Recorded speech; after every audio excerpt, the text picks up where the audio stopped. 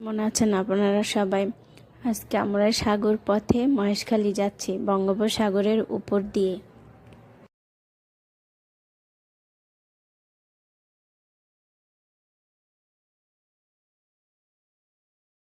নির্ধারিত বোট থেকে নামলাম আমরা।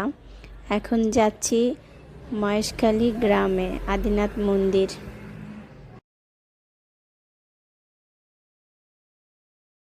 দুপাশের বাগান দেখলে মনে হবে সুন্দরবনে আসছি। আসলে এটি সুন্দরবন নয়। চলুন আমরা সুন্দরী আর কেওড়া গাছ দেখতে দেখতে যাই।